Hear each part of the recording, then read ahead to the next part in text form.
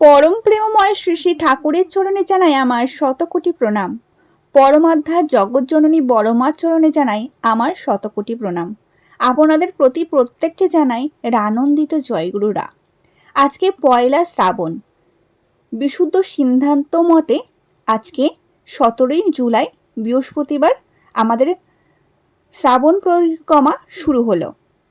এই শ্রাবণ পরিক্রমায় কি কি নিয়মাবলী দেওঘরে শ্রী তরুণ কুমার পাল দাদার কাছে প্রাপ্ত, সেগুলি আজকে আমি আপনাদেরকে বলে শোনাবো। প্রার্থনা দিয়ে শুরু হবে। 1 ঘন্টা 10 মিনিটের মধ্যে মাতৃ সম্মেলন সমাপ্ত করতে হবে। প্রার্থনা দিয়ে শুরু করার পর নাম জপের পর সত্যানুসরণ ও নারীর নীতি গ্রন্থ পাঠ হবে। 3টি সমবেত সঙ্গীত বা ভজন হবে, কোনো একক বা সিঙ্গেল ভজন হবে না। 3টি ভজনের মধ্যে 2টি ঠাকুরের ও 1টি বড় মায়ের গান থাকলে ভালো হয়। একসাথে সর্বাধিক মায়েরা যেন অংশগ্রহণ করতে পারেন তেমন কোনো ভজন বা সঙ্গীত।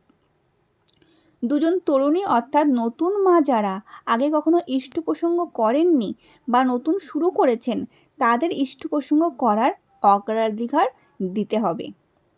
ইষ্ট প্রসঙ্গের বিষয় আগে থেকে ঠিক করে দিতে হবে, যেমন কুমারী জীবনে ঠাকুরের বাণীর প্রাসঙ্গিকতা, এরকম ঠাকুরের অনেক আছে, যেমন ঠাকুরের শিক্ষা ব্যবস্থা, মাতৃ সম্মেলনে মায়েদের ভূমিকা, আদর্শ মা কীভাবে গড়ে তুলব, এরকম ঠাকুরের ভাবানুসারী ঠাকুরের ভাবধারায় যে কোনো আলোচনা। নতুন এবং তরুণী মায়েদের যোগ্য করে তোলা এবং ঠাকুরের বই বেশি করে পড়ে বিষয়গুলি সম্পর্কে স্বচ্ছ ধারণা তৈরি করা ও তা সকলের মধ্যে সঞ্চারিত করার উদ্দেশ্যে এই পদক্ষেপ।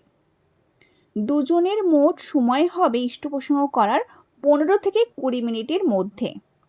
ইষ্ট প্রসঙ্গের পর একটি সমবেত কীর্তন হবে, তারপর জয় রাধে কীর্তন ও ধ্বনি প্রতিধ্বনি দিয়ে মাতৃ সম্মেলনের সমাপ্তি ঘটবে। প্রসাদের ব্যাপারে কেবলমাত্র বাতাসা ভোগ নিবেদন করেও হবে, বা উদ্দেশ্যে ইচ্ছা ও সামর্থ্য অনুযায়ী আরও কিছু নিবেদন করা যেতে পারে। যেসব বাড়িতে আগে কখনো হয়নি তাদের বাড়িতে মাতৃ সম্মেলন করতে বারবার কিন্তু আচার্যদেব বলছেন। উপযোজনা কেন্দ্রে বা যারা কখনো কোনো বিপর্যয়ে ঠাকুর থেকে বিচ্যুত হবেন না, তাদের বাড়িতে মাতৃ সম্মেলন করার দরকার নেই।